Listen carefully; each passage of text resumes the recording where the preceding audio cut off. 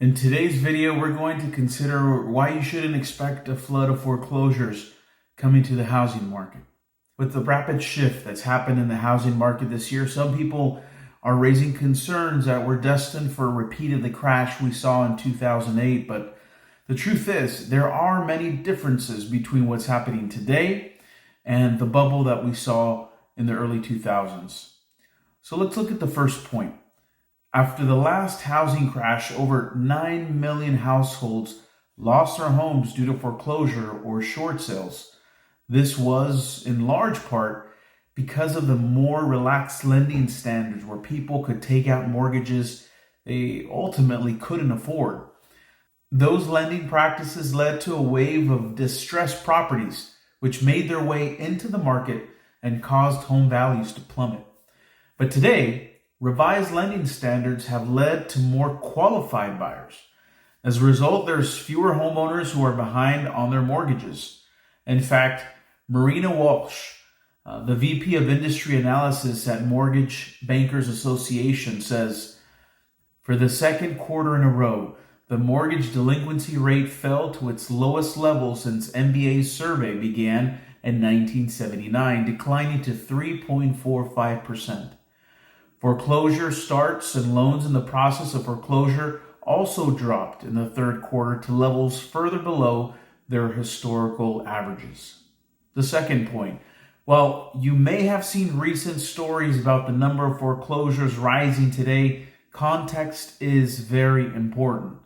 During the pandemic, many homeowners were able to pause their mortgage payments using the forbearance program. The program gave homeowners facing difficulties extra time to get their finances in order and, in many cases, work out a plan with their lender.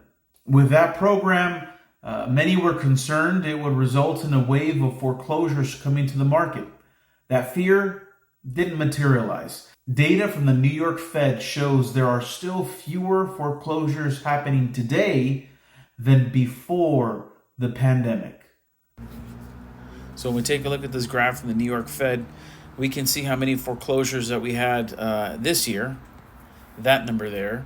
And if we compare it to the year previous, yes, we are seeing more foreclosures, but that's because last year it was on pause. But if we compare it to back in 2017 through 2019, you can see that the number is much lower than what it was in during those periods. And if we compare it to what it was in 2008, it's obviously much, much lower than those numbers.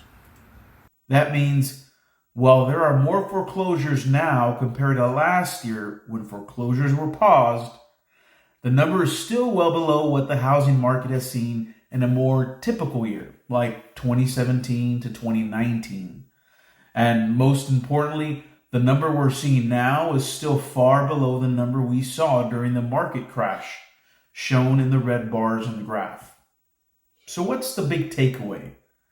Well, don't let a headline in the news mislead you. While foreclosures are up year over year, historical context is essential to understanding the full picture. The third point is most homeowners have more than enough equity to sell their homes instead of facing foreclosure. Due to the rapidly rising home prices over the last 2 years that we saw, the average homeowner has gained record amounts of equity in their home. And if they've stayed in their homes even longer, they may have even more equity than they realize. As Ksenia Potapov, economist at First American, says, homeowners have very high levels of tappable home equity today, providing a cushion to withstand potential price declines, but also preventing housing distress from turning into a foreclosure.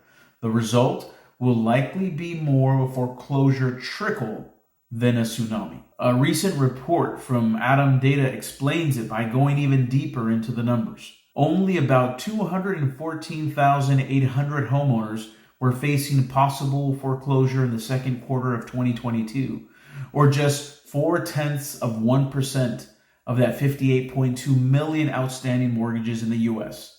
Of those facing foreclosure, about 195,400 or 91% had at least some equity built up in their homes. So what's the bottom line? Again, If you see headlines about the increasing number of foreclosures today, remember, context is important.